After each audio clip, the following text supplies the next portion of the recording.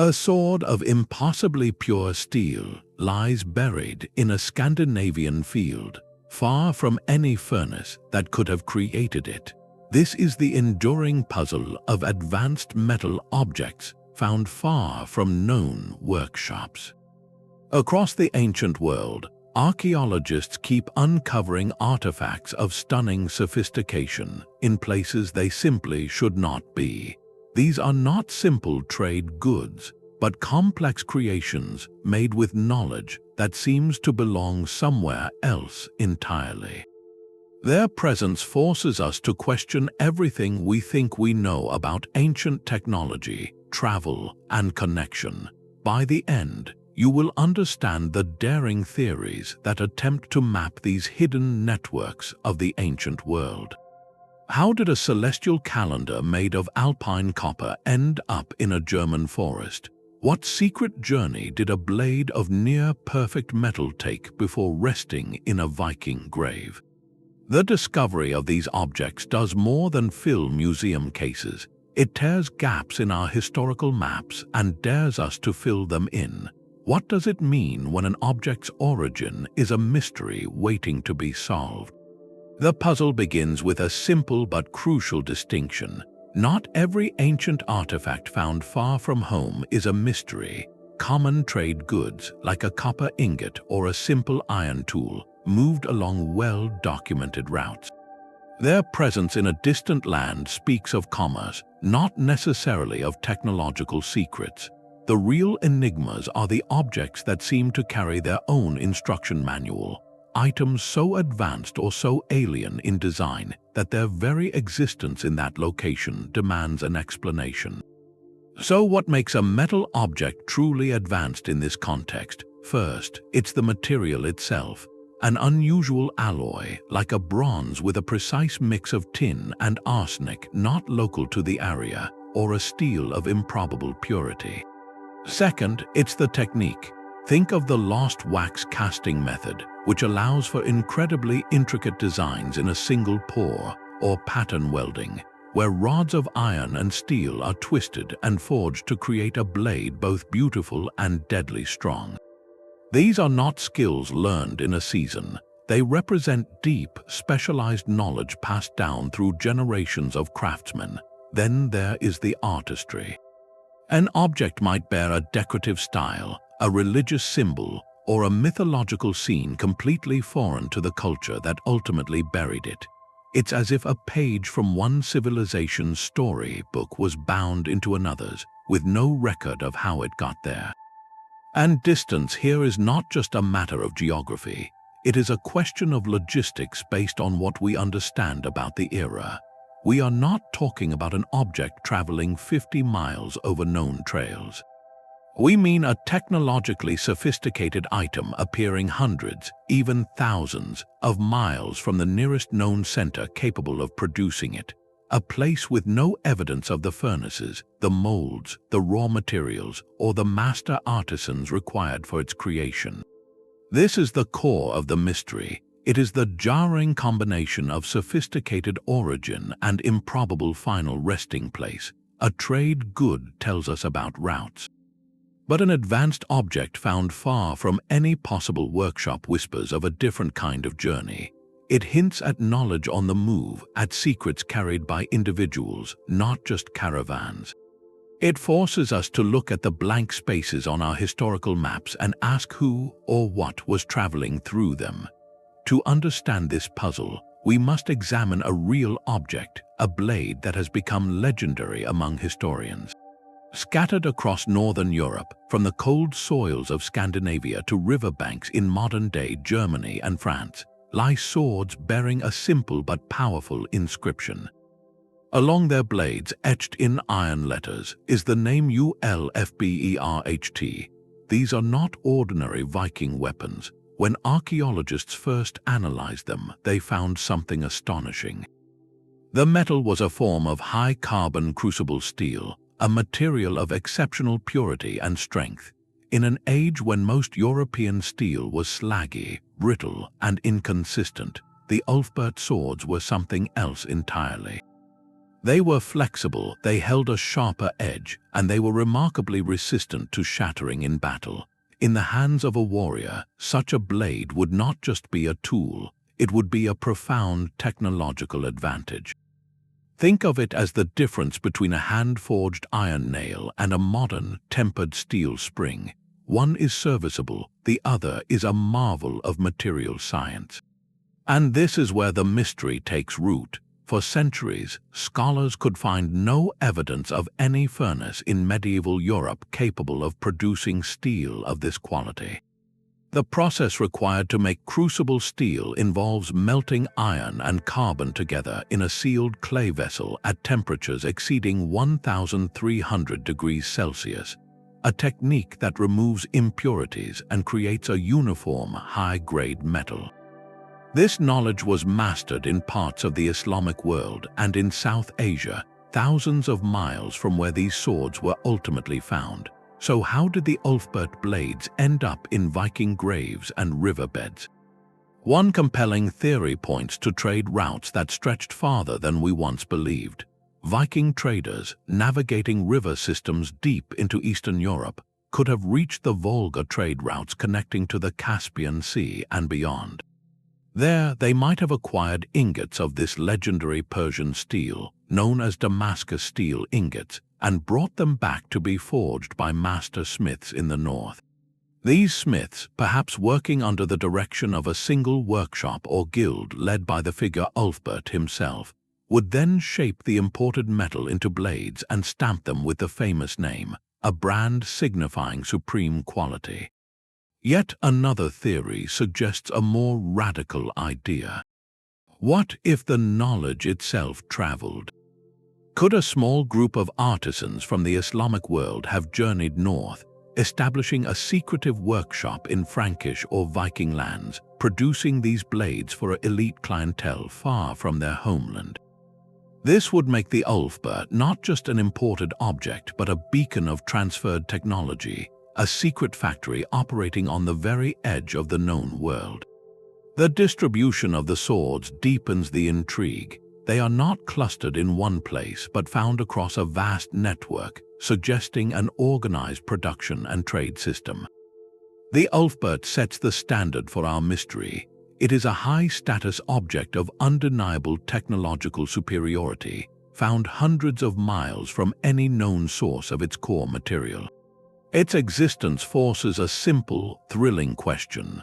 Were the Dark Ages of Europe somehow connected to the advanced technological centers of Baghdad and Central Asia by threads we have only just begun to see? But the journey of impossible objects is not limited to weapons of war. Sometimes the most profound mysteries are forged for an entirely different purpose, to map the heavens themselves. Buried on a hilltop in what is now central Germany, a small bronze disc lay hidden for over 3,600 years. When it was discovered in the late 1990s, its true nature was not immediately clear. It was a circular plate of bronze about the size of a dinner plate, inlaid with golden symbols of a crescent moon, a full sun or perhaps a full moon, and a cluster of stars. This is the Nebra Sky Disk, and it is considered the oldest known portable representation of the cosmos in the world. Its craftsmanship is deceptively sophisticated. The bronze itself was not local. Chemical analysis revealed its copper originated from the Austrian Alps, a journey of several hundred kilometers. The shimmering gold appliques forming the celestial bodies likely came from even farther away, possibly from Cornwall in distant Britain. This alone marks it as an object of extraordinary travel, a fusion of materials sourced from across the continent.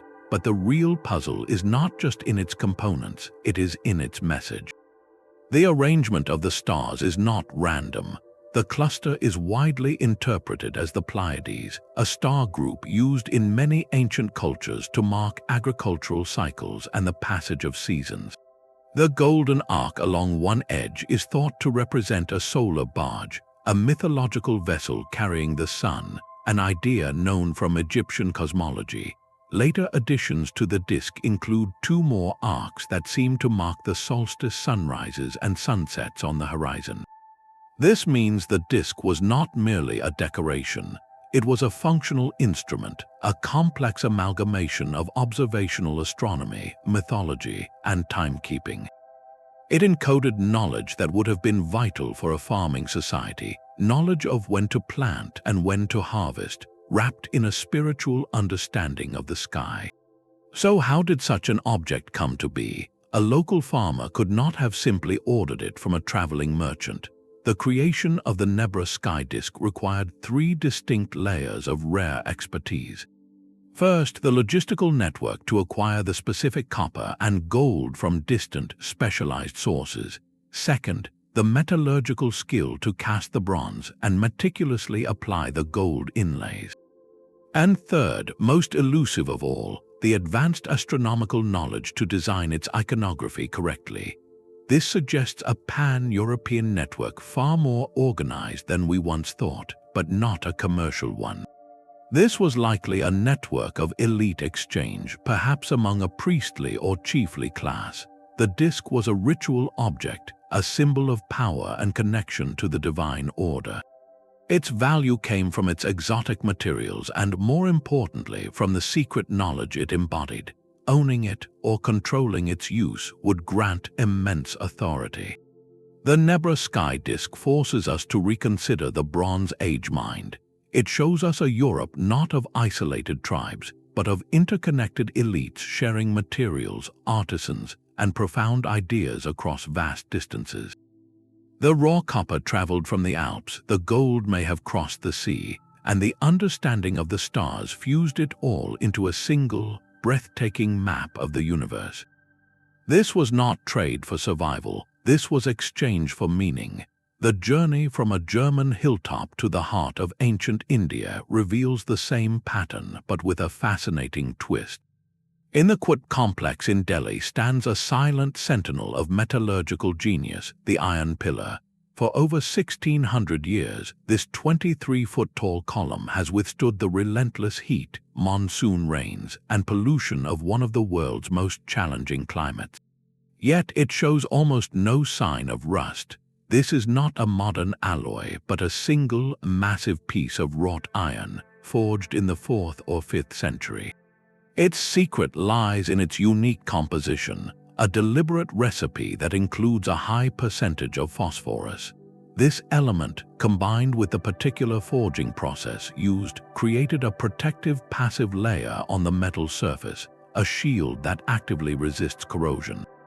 For its time, this was not just advanced craftsmanship, it was material science of the highest order. Here, the mystery takes a different shape. Unlike the Ulfberht swords or the Nebra Sky Disk, the Iron Pillar has not traveled.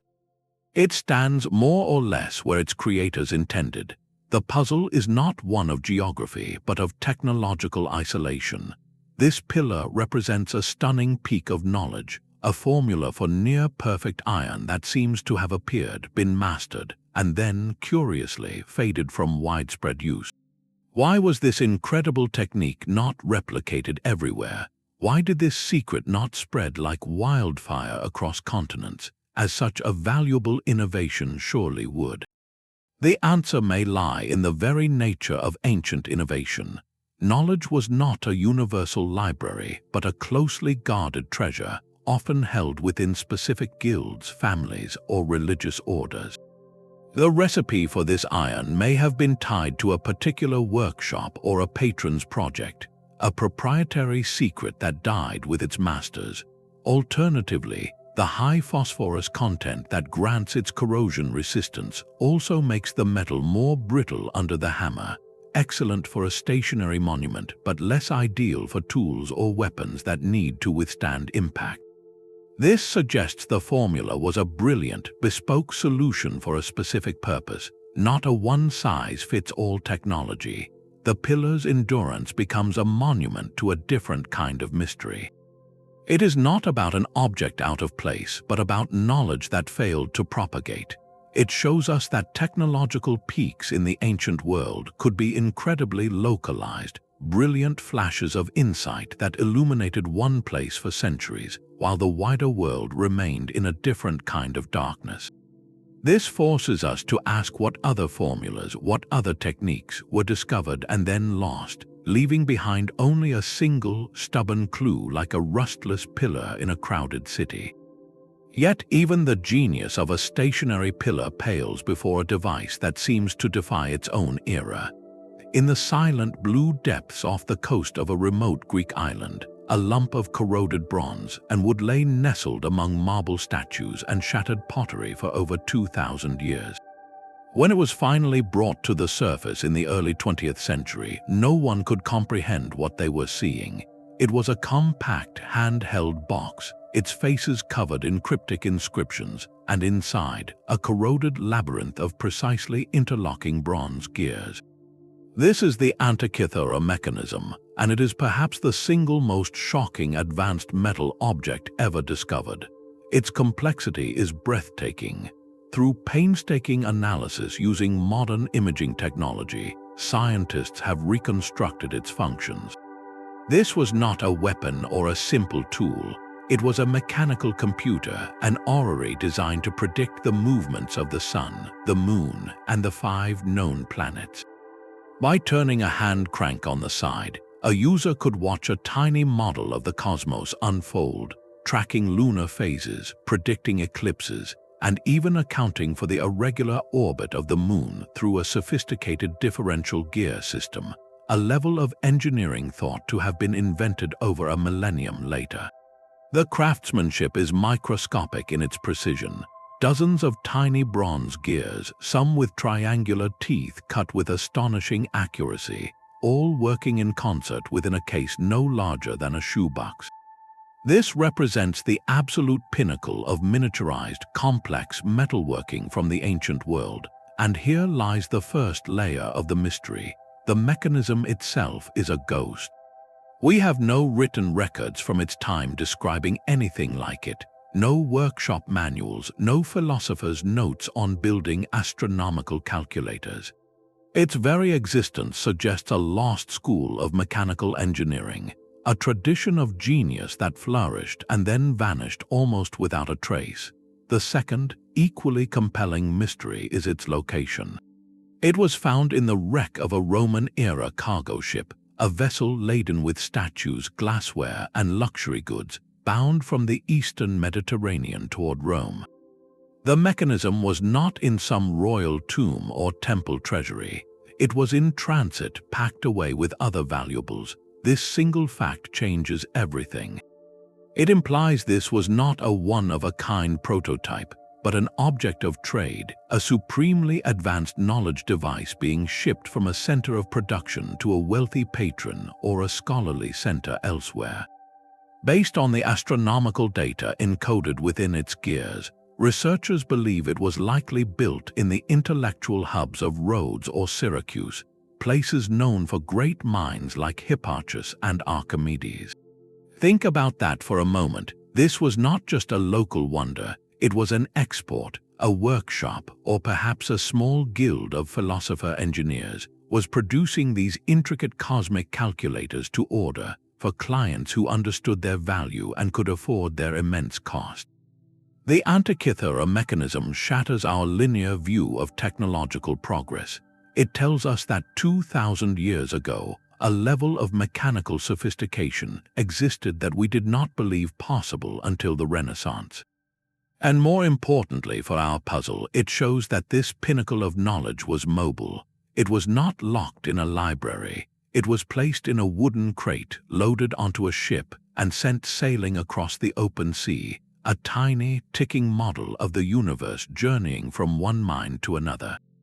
Its loss in that shipwreck may have silenced its secrets for centuries, but its recovery asks us a profound question.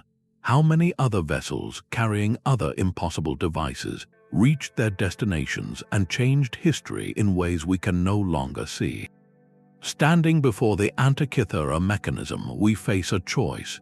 We can see these objects as isolated marvels, brilliant but disconnected accidents of history. Or we can look for the patterns that bind them together, the common threads woven through bronze, iron, and gold. When we step back, a startling picture emerges. These impossible artifacts are not random. They follow a hidden logic, a set of rules that govern the secret highways of the ancient world. First, and most obviously, is the story told by their materials. The Nebra Sky Disk is Alpine copper and possibly British gold. The Ulfberht blades contain steel that whispers of Persia or India. Their very substance is a passport stamped with distant origins. This tells us their journeys were not accidents of loss, but the entire point of their creation. Their value began with the difficulty of acquiring these exotic components, a testament to the reach and influence of their patrons. This leads to the second pattern, elite patronage. A local farmer did not commission a mechanical model of the solar system. A common soldier did not wield a sword inscribed with a mysterious name in near-perfect steel. These were objects of immense cost and even greater prestige, created for kings, chieftains, high priests, or scholar aristocrats. Their ownership was a statement. It said, "I am connected to networks you cannot see. I command knowledge you do not possess. I have access to wonders from beyond the horizon." This transforms the objects from mere tools into symbols of power, their physical utility matched by their immense social and political weight. And that duality is the third thread. Each one serves a profound dual purpose. The Ulfberht sword is a supremely effective weapon, but its inscription and quality make it a legendary heirloom. The iron pillar is a feat of engineering, but its rustless endurance in a temple complex makes it a monument to divine favor or eternal rule. The Nebra Sky Disk is a functional agricultural calculator, but its gold-inlaid cosmos makes it a sacred map, linking the ruler to the gods themselves. They are never just one thing. They are always both machine and meaning, technology and theology, forged together in the same fire. Finally, look where they are found. They cluster at the crossroads of the ancient world. They rest in the burial mounds of high-status individuals, placed beside them for the journey beyond. They are offered as ritual deposits in rivers, bogs, or hilltop sanctuaries, gifts to the unseen forces of the world. They are recovered from shipwrecks on major trade lanes, cargo in a network of luxury and knowledge exchange. Their final resting places are not random spots on a map. They are nodes on a vast, invisible grid of power, belief, and connection. Seeing these patterns changes the questions we ask. It moves us from wondering about a single sword or disc to confronting the system that produced them. What kind of economy dealt in such rare and sophisticated goods? It was not a marketplace of common staples, but a shadow economy of the extraordinary, operating on trust, on secret routes, and on the exchange of favors between elites. It suggests a world where the most advanced knowledge was not public, but precious and closely held, flowing along channels reserved for the powerful. These objects then become more than mysteries. They are the physical evidence of a hidden layer of ancient civilization, a network that moved ideas as deliberately as it moved gold. And if such a network existed for these few surviving wonders, what else was traveling in the dark, leaving no trace at all? The most logical answer is often the simplest. When we find a sophisticated object far from home, our first instinct is to look for a well-traveled road. For centuries, historians have explained these mysteries through the powerful lens of long-distance trade. This is the standard model, and it provides a compelling, elegant framework for understanding how the impossible becomes possible. Vast, interlocking networks of exchange crisscrossed the ancient world, arteries of commerce that moved more than just spices and cloth. The legendary Silk Road connected the empires of China and Rome. The Amber Road channeled golden Baltic resins south to the Mediterranean. Maritime routes linked the ports of the Indian Ocean with the Red Sea and beyond. Along these routes traveled not only bulk commodities, but also the ultimate luxury items, the prestige goods. In this kind of economy, an object's value was not merely in its utility, but in its exotic rarity. A bronze disc made of Alpine copper and British gold, or a sword of Persian steel, derived immense social power from its distant origin. Owning such an item signaled that you were plugged into a global network, that you had the wealth and influence to acquire wonders from over the horizon. This system explains so much. It accounts for the movement of materials and finished artifacts across staggering distances. It turns the Ulfberht sword into a high-end import, a status symbol for a Viking chieftain who gained renown both from wielding it and from the story of its far-flung journey. The trade model gives us a map, and it places these puzzling objects squarely upon its known paths. Yet for all its strengths, this explanation soon meets the hard edges of reality. Trade networks were magnificent, but they were not magic. They were governed by the brutal physics of the ancient world, the limitations of draft animals, sailing ships, and human porters. Consider the sheer bulk and fragility of some of these objects. The Antikythera Mechanism was a dense, intricate clockwork of precisely fitted bronze gears. Transporting it hundreds of miles by bumpy cart or tossing ship without damage would have been a monumental challenge, requiring specialized packaging and constant care. This was not a bale of silk or a sack of peppercorns, and what of the knowledge required to use it? A complex astronomical computer is useless without the understanding to operate it and interpret its results. This suggests its journey may have included not just the device, but the person who understood its secrets, a traveling scholar or technician accompanying his creation. Furthermore, the trade model often assumes a finished product making a one-way trip. But what about the raw technological secret, the formula for the iron pillar's rust-resistant alloy, or the precise temperature control needed for crucible steel? Represents knowledge even more valuable than any single object. Can such a volatile, intangible commodity be traded like a bolt of fine linen? It can, but not through anonymous caravans. It requires the movement of people, the migration of minds. The standard map of trade routes, while essential, begins to feel incomplete. It shows us the highways, but not all the travelers. It accounts for the goods, but not always for the genius inside them. When the object is not just a rare item, but a vessel of advanced, specialized understanding, we must look beyond the merchant's ledger. We must start to consider a different kind of traveler altogether. But what if the map is not the whole story? What if, instead of tracing the path of a finished sword or a bronze disc, we should be following the footsteps of the person who made it? This leads us to a theory as old as craftsmanship itself, the idea of the itinerant artisan.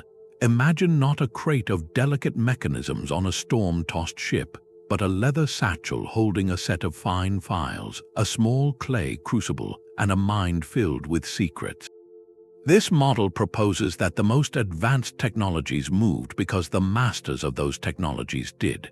Throughout history, there is compelling evidence that elite metalworkers were not bound to a single village or lord. They were professionals of the highest order, and their services were in demand across the known world. In the fractured kingdoms of medieval Europe, a master swordsmith with a reputation for producing superior blades might travel from court to court, spending seasons or years in the employ of different nobles. He would bring his own specialized tools, his proprietary recipes for alloys and tempering, and the muscle memory of techniques honed over a lifetime. His arrival in a new region would not just produce a few fine swords, it would temporarily transplant an entire school of advanced metallurgy. We see hints of this in the archaeological record. A workshop site might show a sudden, dramatic improvement in the quality of metal objects, followed by a period of high-quality production, and then a decline after the artisan or his direct apprentices moved on. The style of objects might fuse local decorative motifs with foreign technical methods. A brooch found in Britain, for instance, might use a distinctly Celtic spiral pattern, but the precise cloisonné technique of setting the enamel could point to a craftsman trained in Frankish workshops. This stylistic fusion is a key clue. It suggests not the import of a finished foreign object, but the presence of a foreign hand guiding local hands. The artisan adapts his core techniques to suit the tastes and materials of his new patron, creating a hybrid object that could never have been born on a trade route alone. The Bronze Age Mediterranean offers an even more vivid picture. The palaces of the Minoans on Crete or the Mycenaeans on the Greek mainland were not just political centers, they were industrial hubs. Tablets written in Linear B script, the earliest form of Greek, list smiths receiving rations of bronze, detailing their output of swords, chariot fittings, and ceremonial vessels. These smiths were often designated with ethnonyms, labels indicating they came from places like Cyprus, an island famed for its copper, or from Anatolia. They were literally named for their distant origins. This was a formalized system of skilled labor migration.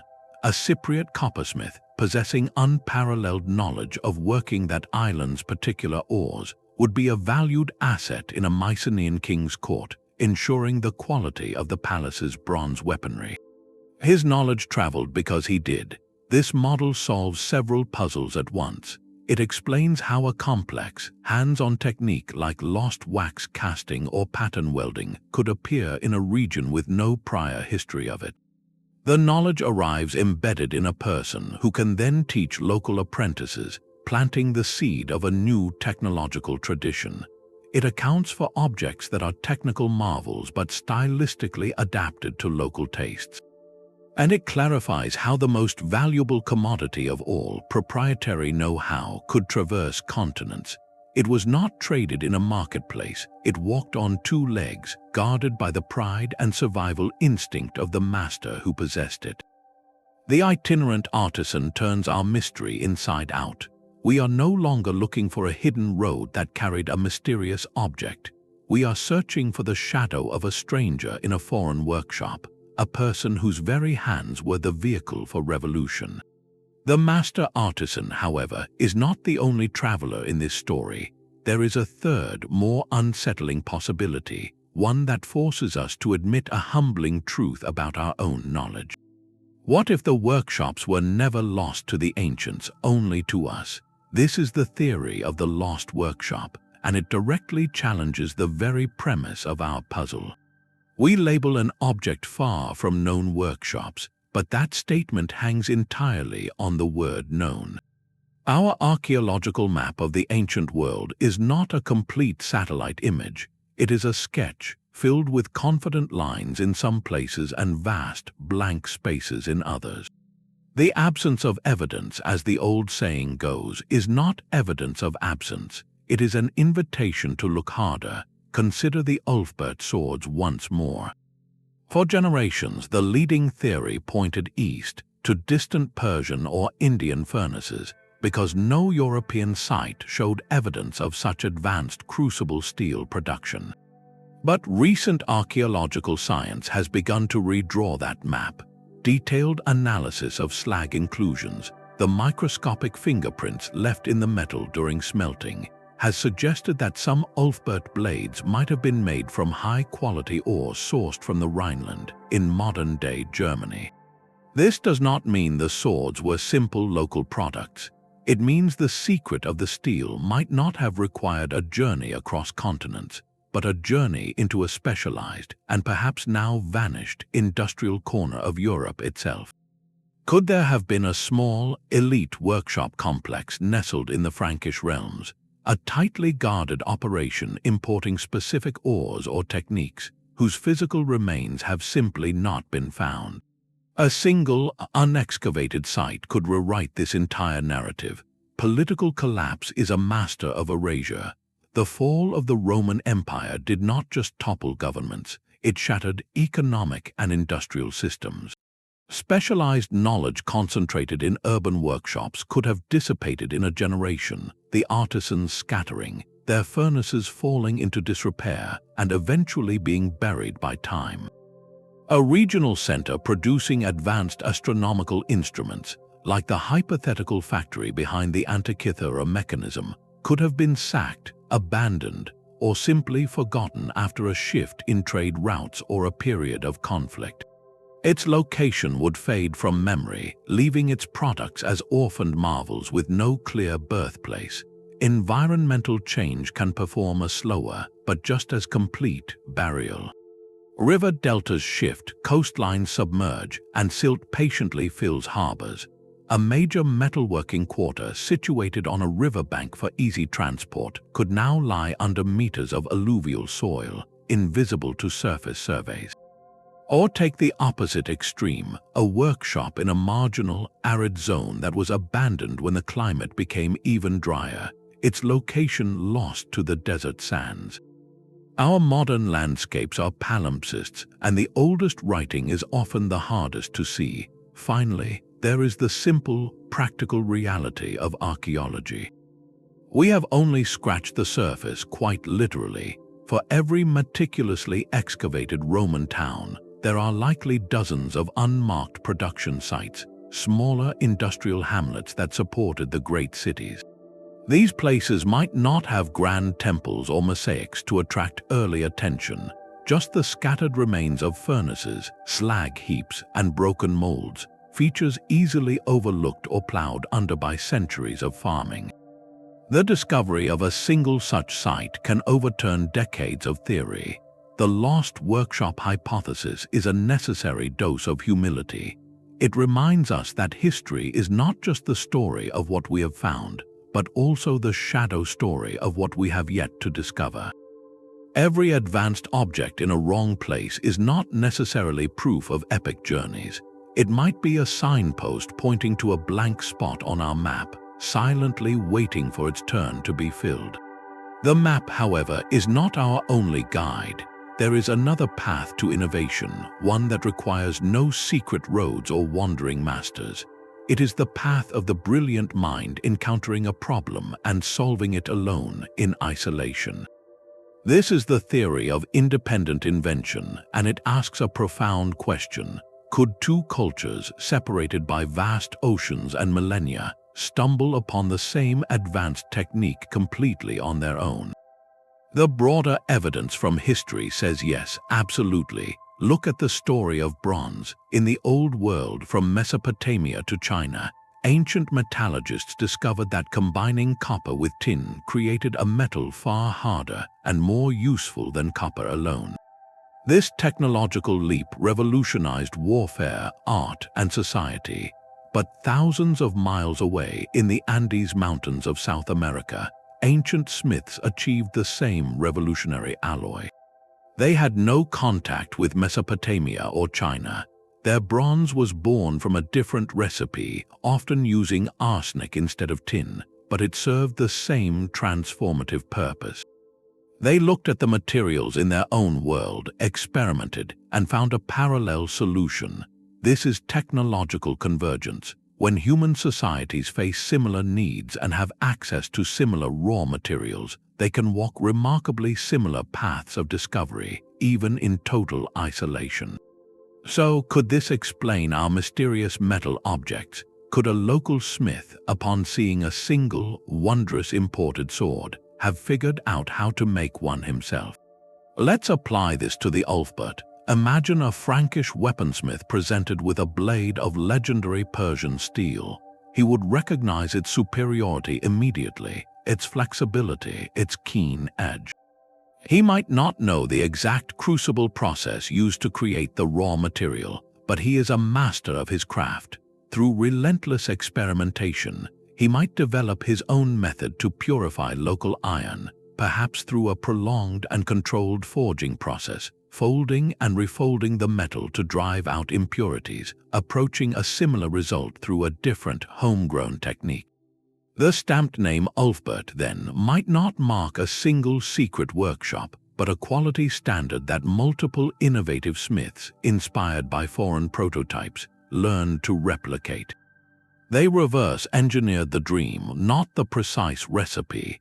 The Antikythera Mechanism presents a steeper challenge. The sheer miniaturization and complexity of its gear trains seem to demand a lineage of knowledge, a school of thought. Yet, even here, the spark of independent genius cannot be ruled out. A single brilliant mind in Rhodes or Syracuse, deeply versed in astronomy and mechanics, could have conceived of a physical model to demonstrate the theories of the day. His invention might have been a one-of-a-kind marvel, a proof of concept that died with him because the broader technological infrastructure to support its mass production did not yet exist. In this light, the mechanism is not evidence of a lost industry, but of a singular flash of insight, a convergence of astronomical theory and mechanical curiosity that happened in one place at one time. This perspective shifts the narrative from connection to capability. It celebrates the innate human genius for problem-solving, suggesting that the ancient world was a tapestry of multiple renaissances, blooming separately and sometimes simultaneously. It means an advanced object in an unexpected place might not be a traveler but a local miracle. Yet this theory too has its limits. While independent invention explains broad parallels like bronze, the precise and intricate similarities in some objects beg for a shared source. The stylistic fusion on artifacts, where a local decorative pattern is executed with a foreign technical method, strongly suggests the meeting of two minds, not one. True convergence might give us bronze in two hemispheres, but does it give us the exact same arrangement of 37 precisely cut bronze gears inside a wooden box? The answer likely lies not in choosing one theory over the others, but in seeing them as threads in the same grand tapestry. Some knowledge traveled with people, some objects traveled on ships, and some ideas were simply born from the universal human drive to understand and improve the world. Our mystery, then, is not a single locked door, but a hallway of many doors, and behind each lies a different, equally plausible story of how the impossible became real. Perhaps the most elegant solution lies not in the object itself, but in its ingredients. To truly understand an advanced metal artifact, we must follow its journey backward, to the moment its raw materials were torn from the earth. This shifts our entire perspective. Instead of a mysterious sword traveling 1,000 miles, we might be looking at a lump of unremarkable rock that traveled 900, with the final, transformative act of creation happening just over the horizon. The ancient world's most sophisticated supply chains were often built not for luxuries, but for necessities, for the very elements that made civilization possible.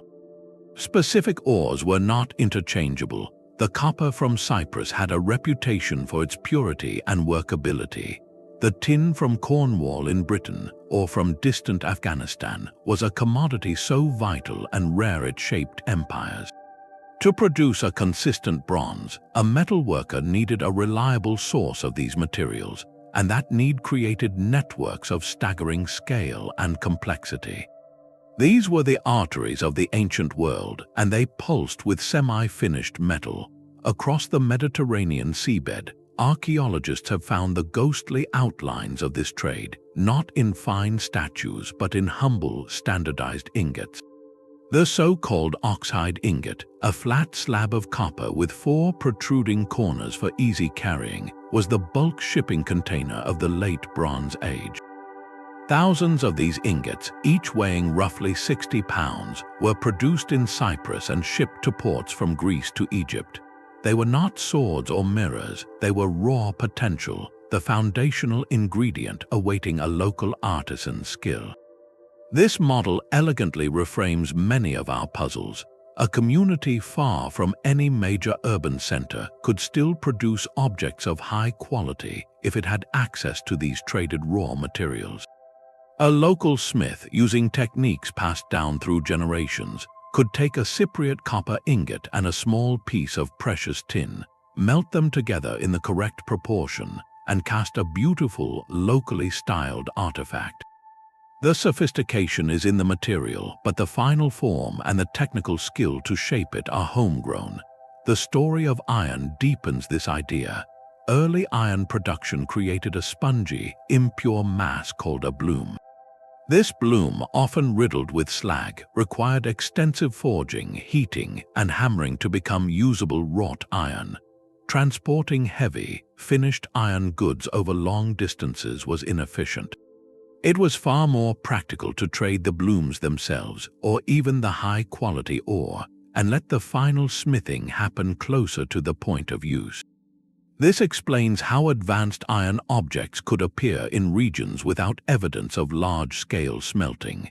The knowledge required was not the secret of smelting the ore from rock, but the advanced secondary knowledge of how to work the material once you had it. Pattern-welded swords, like some of the legendary Ulfberht blades, exemplify this perfectly. The process starts with rods of iron and steel. These rods could have been acquired through trade from different sources, each with slightly different properties. The master smith's genius lay in his understanding of how to combine them, twisting and forging them together to create a blade that leveraged the strengths of each material. The puzzle of the sword in a distant land transforms. It is no longer about a single, impossibly traveled object. It becomes a story of two journeys, one of material and one of technique. The high-carbon steel rod might have come from the east, transported as a valuable raw material. The intricate pattern welding knowledge might have arrived with a traveling artisan, or been developed locally through generations of experimentation. They met at the anvil of a local workshop, and from that union sprang a legendary weapon. This procurement-focused view turns our map inside out.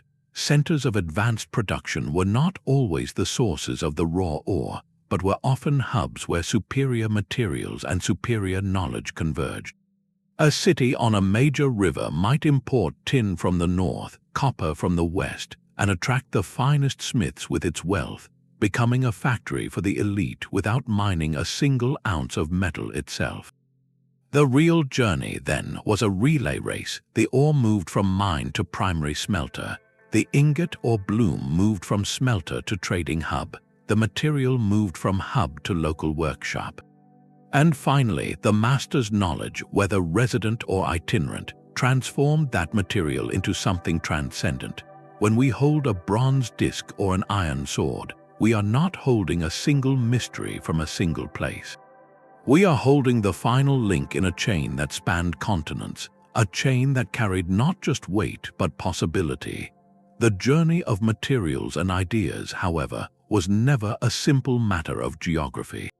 It was also a maze of human intention, guarded by walls of silence and superstition. To understand why a sophisticated technique might appear in one place and not another, we must look beyond maps and consider the social fabric of the ancient world itself. Technical knowledge was not a public resource freely shared. It was a form of power, and like all power, it was protected.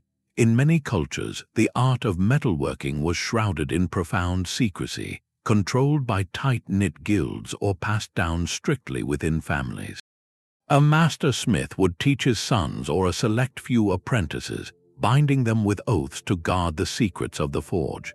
These were not just trade secrets in a modern sense, they were the foundation of a lineage's prestige and livelihood. Revealing the precise recipe for a superior alloy, or the exact ritual and temperature for a perfect tempering, would be to surrender that advantage. This created invisible but formidable cultural barriers around technological knowledge.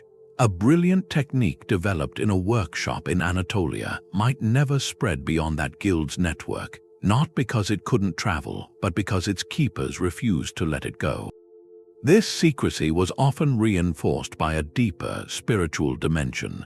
The transformation of earth into metal was seen as a miraculous, almost divine act.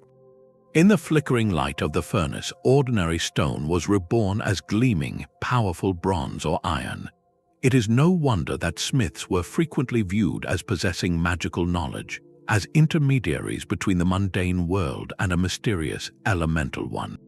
In Norse mythology, the dwarven smiths Brokkr and Eitri forged Thor's mighty hammer in a subterranean workshop.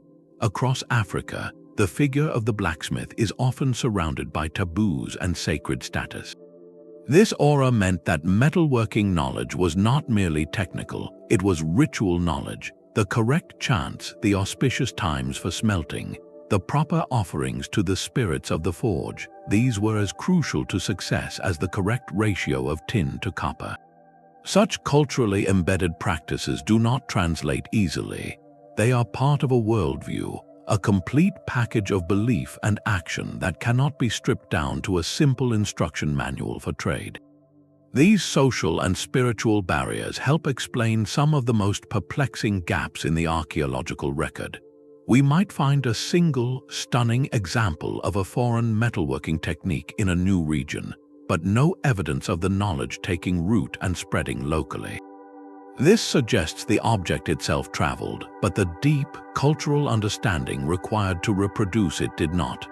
Perhaps it arrived as a gift between elites, a finished marvel appreciated for its beauty and function, but whose creation remained an impenetrable mystery to the local craftsmen. They could admire the sword, but they could not reverse engineer the centuries of guild tradition and ritual practice that produced it. The knowledge was locked inside a cultural vault to which they had no key. This makes the appearance of these advanced objects even more remarkable. They are not just evidence of trade or travel, but of moments where a sealed world of expertise briefly became visible to an outside culture, a fleeting glimpse of a secret before the door closed again. The object crosses the barrier, but the knowledge, wrapped in ritual and guarded by oath, stays stubbornly behind. Even the most compelling theories, however, leave behind stubborn fragments that refuse to fit neatly into place. These are the contradictions and anomalies, the specific details from our case studies that continue to whisper of deeper, untold stories. Take the celebrated purity of the Ulfberht steel. While the trade route model explains how raw materials or finished blades could travel, it stumbles on a question of volume and consistency. The chemical signature of some of these blades points to a remarkably uniform product. If they were made from random ingots acquired on long, perilous journeys from Central Asia, wouldn't we expect more variation in their composition? The consistency suggests a controlled, repeatable process, more akin to a centralized production with a reliable supply chain than to opportunistic trading over vast, unstable distances. This purity becomes a clue that the workshop, wherever it was, operated with a level of industrial discipline we rarely attribute to the early medieval period. Then there is the silent defiance of the iron pillar in Delhi. Its unique phosphorus-rich alloy is a triumph, but it creates a historical echo chamber. Why does this formula appear here, in this one magnificent object, and then vanish from the record for centuries in the region? If it was such a valuable secret, why was it not immediately copied and applied to other structures, to weapons, to tools? The pillar stands as a monument to a technological peak that seems to have had no foothills, no gradual slope of development leading up to it or spreading out from it. It is as if the knowledge appeared, fulfilled its single, glorious purpose, and then was deliberately forgotten or became impossible to replicate, leaving behind a rustless question mark. Perhaps the most tantalizing anomalies are the stylistic outliers, objects that are advanced in technique but alien in design. Across Europe, archaeologists occasionally uncover bronze or gold artifacts that bear decorative motifs completely foreign to the local culture, yet show no direct parallel to any known style from a distant land either. They are not crude local copies of an imported original, nor are they perfect replicas of a foreign masterpiece. They are unique hybrids or sometimes complete originals. A ceremonial dagger might employ a complex casting technique known from the Mediterranean, but its hilt might be decorated with an animal figure unknown to both local and distant art traditions. These objects have no clear prototypes. They are not the end of a known line. They feel like the only surviving member of their own forgotten lineage. These lingering gaps remind us that for every pattern we trace, a loose thread remains. The procurement model explains the movement of materials, but not always the lightning bolt of inspiration that turned those materials into a specific, unprecedented form.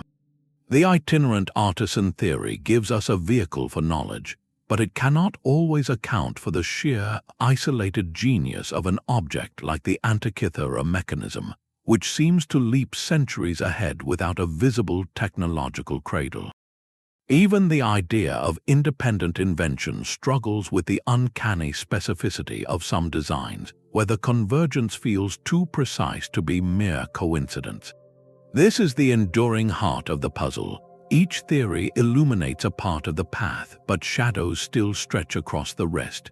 The advanced metal object far from home is not a problem to be solved once and filed away. It is a conversation starter with the past, a single piece of evidence that asks us to redraw our maps, to reconsider the mobility of minds, and to admit the vast, silent spaces in our understanding of how the ancient world connected and created. The true mystery may not be which theory is right, but how all of them might be true at different times for different objects in a world far more complex and interconnected than we have yet been able to fully see. For centuries, these objects could only whisper their secrets. Today, modern science is finally giving them a voice. The era of pure speculation is ending, replaced by a quiet revolution in the laboratory, where high-tech tools are dissecting these ancient puzzles at the molecular level. One of the most powerful new voices in this conversation is lead isotope analysis. When ancient metalworkers smelted copper from ore, tiny, unique traces of lead from that specific geological source were locked into the metal like a chemical fingerprint. Modern mass spectrometers can read this fingerprint with astonishing precision. By comparing the isotopic signature of a bronze artifact to databases of ore sources from across Europe and the Mediterranean, scientists can now often pinpoint the exact mine, or at least the specific region where the copper originated. This turns a vague notion of distant copper into a precise map coordinate. That Alpine copper in the Nebra Sky Disk is no longer just a guess. It is a data point, tracing a tangible line on a map from a specific mountain valley to a German hilltop. Beyond sourcing the metal, scientists peer into the very soul of the object's creation through metallographic examination. This involves taking a microscopic sliver of the artifact, mounting it in resin, and polishing it to a mirror finish. Under high-powered microscopes, the internal structure of the metal is revealed. The size and shape of the grains, the patterns of slag inclusions, the flow lines from hammering, all of these tell the story of the object's manufacture.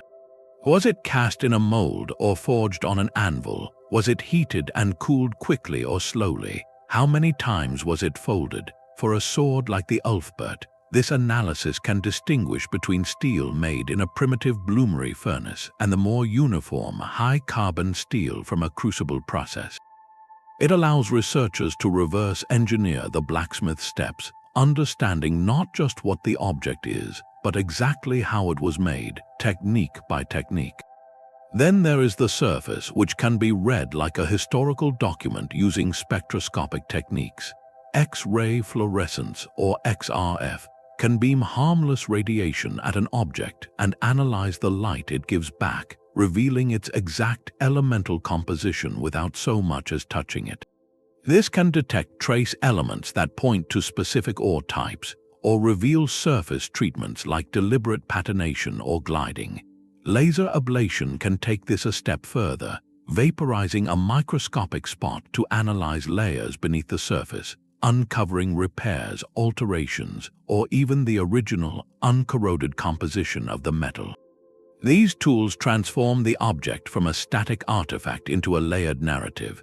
They can show if a bronze statue was cast from recycled metal from multiple sources, or if a golden ornament was actually a thin foil over a cheaper core, a secret of ancient economics laid bare. The cumulative power of these techniques is transformative. They are turning the grand, sweeping theories of the past into testable, data-driven hypotheses. A theory that a certain type of axe spread from Central Europe can now be verified or challenged by matching the lead isotopes in a dozen axes to a single source. The journey of a tin ingot from Cornwall to the Mediterranean is no longer just a historical possibility. It is a chemical trail waiting to be followed. This scientific rigor is closing some old mysteries while opening fascinating new ones. Sometimes the data reveals a completely unexpected origin, forcing historians to redraw trade maps they thought were settled. Other times, it confirms the incredible scale and sophistication of ancient procurement networks, proving that our ancestors were capable of logistical feats we are only now beginning to appreciate. The silent witnesses of metal and stone are finally speaking in a language we can understand, and they are telling stories far more intricate and interconnected than we ever imagined. The data from these silent witnesses compels a profound shift in perspective. For too long, we have pictured the ancient world as a collection of isolated islands, each culture a distinct hearth of innovation glowing in its own isolated darkness. We trace the spread of agriculture from the Fertile Crescent, the rise of pyramids in Egypt and Mesoamerica, as if these were separate lights flickering on independently across a vast, unconnected landscape. But the evidence written in metal tells a different, far more dynamic story. These advanced objects are not anomalies disrupting a quiet map. They are the surviving proof of the map itself, a map of connections we are only beginning to read. They force us to replace the image of isolated hearths with a vision of a flickering, continent-spanning network, a web where ideas, materials, and people moved with a frequency and sophistication we have consistently underestimated. The scale of this interaction is the first pillar of this new view. Consider the humble ingot, the bulk cargo of the Bronze Age. The sheer tonnage of copper oxide ingots shipped from Cyprus, found in shipwrecks from Turkey to Sardinia, speaks of an industrial-scale operation. This was not occasional, tentative contact. It was a regular, systematic flow of raw material that fueled entire economies. To keep those ships sailing and those caravans moving required not just daring, but deep institutional knowledge, stable trade agreements, standardized weights and measures, and networks of trust that spanned languages and cultures. The presence of a single tin bead from Afghanistan in a Scandinavian burial is not a freak accident. It is one detectable point in a constant, low-level drizzle of material exchange that was happening all the time, most of it leaving no trace at all in the archaeological record. Our traditional models, built on pottery styles and tomb architecture, often capture the local cultural heartbeat, but metal reveals the circulatory system, the long-distance arteries that pumped the lifeblood of technology and luxury between those beating hearts. This leads to the second crucial realization, the frequency of travel for skilled personnel. We must abandon the romantic notion of the lone, wandering genius as a rare exception. In a world where elite patronage demanded the very best, the master artisan was a globalized professional. The Linear B tablets listing smiths from Cyprus in Mycenaean Greek palaces are administrative records, not legends. They show this was a formal, managed process. A king or chieftain did not wait generations for a local apprentice to maybe discover a superior technique. He sent word, or traders offered contracts to bring that expertise to his court now. This constant, purposeful circulation of brains meant that technological frontiers were not stationary walls around a culture. They were permeable membranes. A breakthrough in alloying in one region could, within a generation, be adapted in a workshop 1,000 miles away, carried not in a scroll, but in the muscle memory and practiced eye of a person. The puzzle of an advanced technique appearing suddenly in a new location often has a simple human answer. Someone who knew how to do it arrived there. Finally, we have underestimated the sophistication of the interaction itself. This was not merely barter. It was a complex ecosystem with different tiers. At the base, the bulk trade in raw materials like copper and tin. Above that, the trade in semi-finished goods like iron blooms or glass ingots. At the top, the movement of finished prestige items like the Antikythera Mechanism or Ulfberht swords, and most valuable of all, the skilled individuals who could create or operate them. Each tier required different logistics, different networks, and different levels of trust. A merchant dealing in raw copper might never meet the elite patron who commissioned a golden disc, but they were part of the same interconnected chain. The object found far from home is often just the final, visible link in a long, sophisticated sequence of specialized exchanges. Therefore, the enduring puzzle of these metal objects exists not because the ancient world was a mystery, but because our modern perspective has been too narrow. We looked for evidence of connection in the wrong places, expecting to find permanent colonies or written treaties. Instead, the connections were fluid, pragmatic, and often material. They are recorded not in chronicles but in chemistry, in the isotopic signature of an ore and the crystalline structure of a blade. These artifacts are the tangible proof that isolation was the exception, not the rule.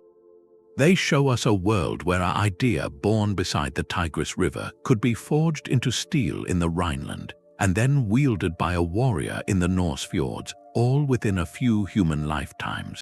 The true story is not of cultures developing in proud solitude, but of a constant, vibrant, and utterly human conversation conducted across continents, with metal as its most eloquent and enduring language.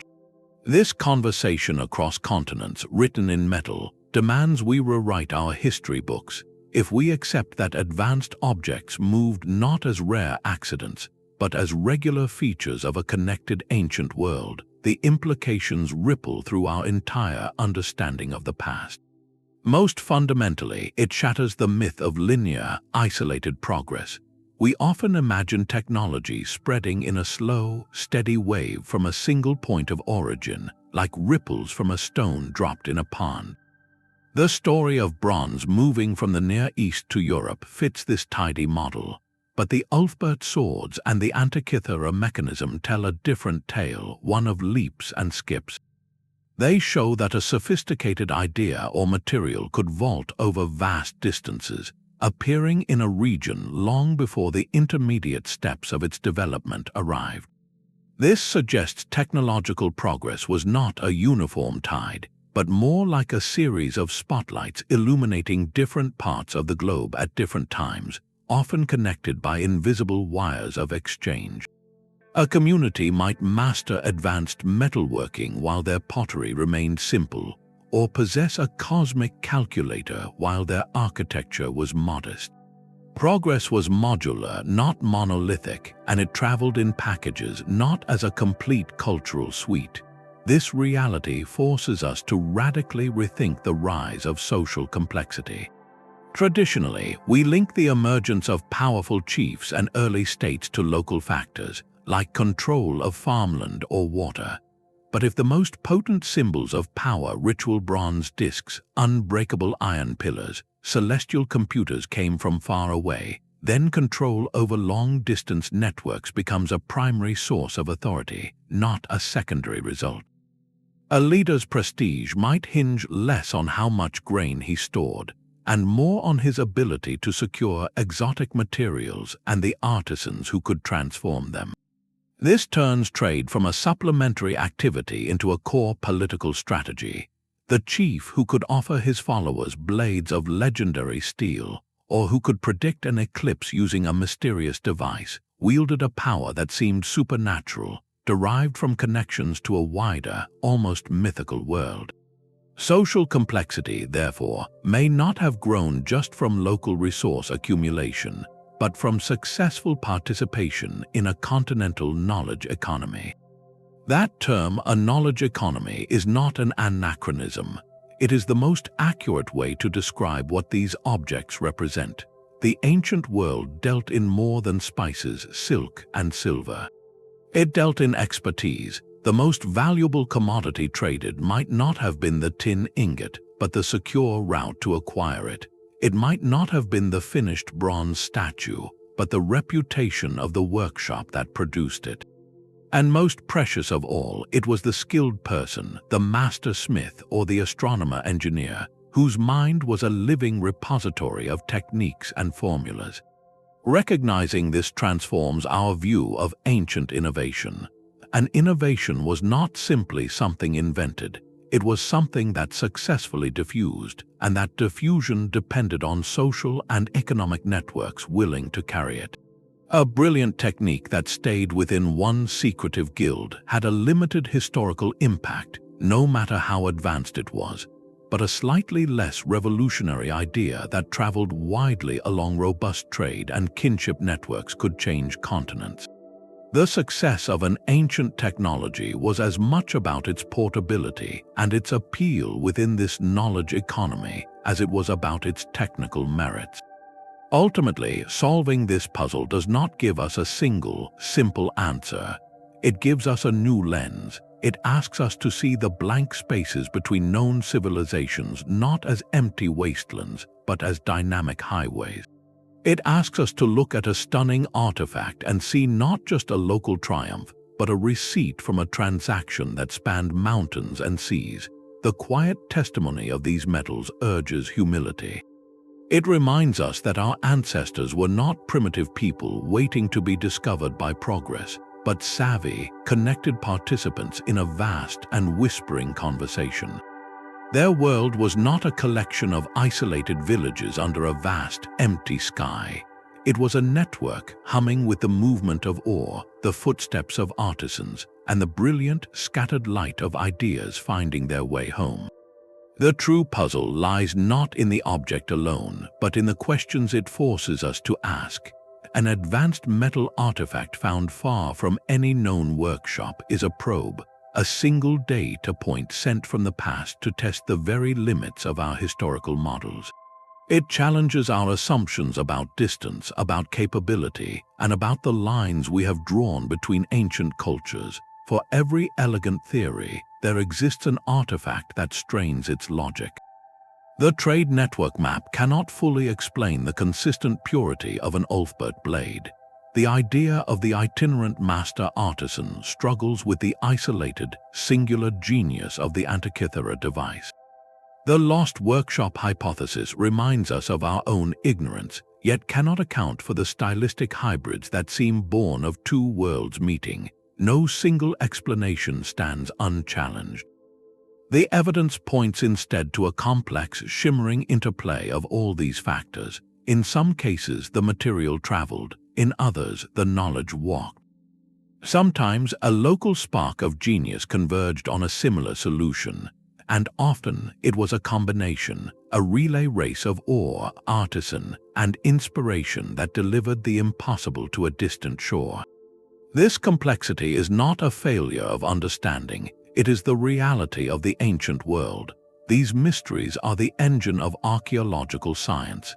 Each unanswered question drives the development of new tools, from lead isotope analysis to microscopic imaging, turning speculation into testable data. Every time a researcher places a sliver of ancient metal under a spectrometer, they are not just analyzing an object, they are listening for a whisper from a network we can no longer see. The map of the ancient world is not a fixed document. It is a living sketch, constantly being redrawn by the evidence we uncover. A single discovery in a farmer's field or a shipwreck's hold has the power to connect dots we never knew existed, to reveal a trade route, a migration, or a forgotten center of innovation. So as we look at these enduring puzzles, we are not looking at dead ends, we are looking at invitations. What other marvels lie buried, waiting to challenge our stories? What other conversations between distant minds are recorded not in words, but in the silent, enduring language of metal? The search continues, and with every find, the past becomes a little less silent and a little more connected.